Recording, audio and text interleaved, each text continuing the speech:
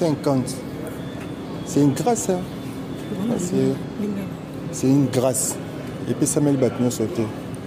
Et puis ça m'a dit c'est que derrière il y a des fruits à travail.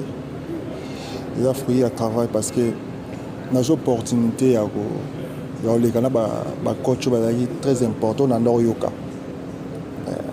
Claude Leroy, il est coaché. Aujourd'hui, tu as un coach de ça. Ils ont d'abord un travail. Il est très important.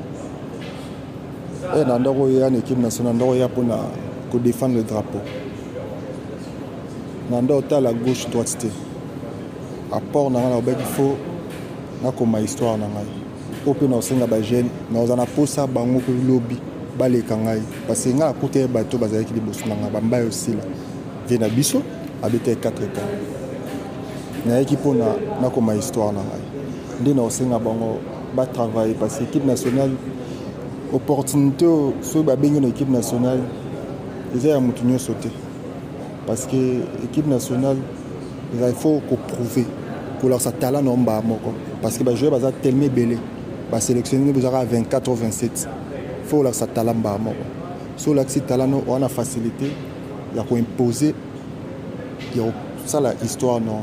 Il y a comme histoire non. Non c'est un travail qui est belé. Koyoka est belé. Nous salons des mots très important. Alors Chancel, quand il y a dernière fois vous allez quitter, awa bozongi eloko ya makasi. Est-ce que vous êtes sûr que vous allez vraiment eloko ya makasi oyo ba congolais bazozela? Et ça n'a pas sinon parce que ba congolais ba na forte. Place ça n'a pas si parce que so ba na miso au monde ba mona équipe ezaki na 0 point. Fort et Salami, na staff ya coach, na staff de Mobimba.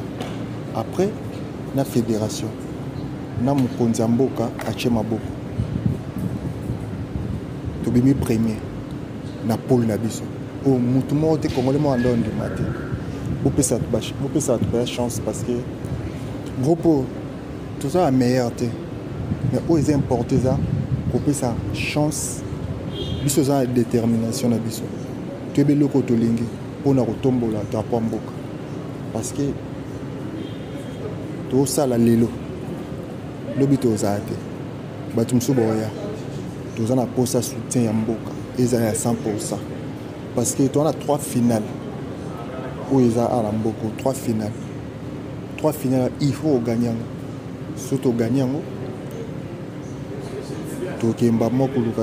match par match pour nous comme place où chaque joueur arrive à comme nous avons la grâce nous avons coach Bengue nous avons des camarades na bayaya to même médaille na mboka pourquoi pas lelo parce que dans la vie tout est possible so ekaka nous avons foi na nzamba ko facilité mais ils ont soutien ya mboka mobimba parce que biso mo ba individu to ko bunda bitubate c'est que on a pour ça soutien ya ba tunyoso ya ba joueur congolais nyoso to yebi soutien na bango ezali on a pour ça soutien peuple congolais.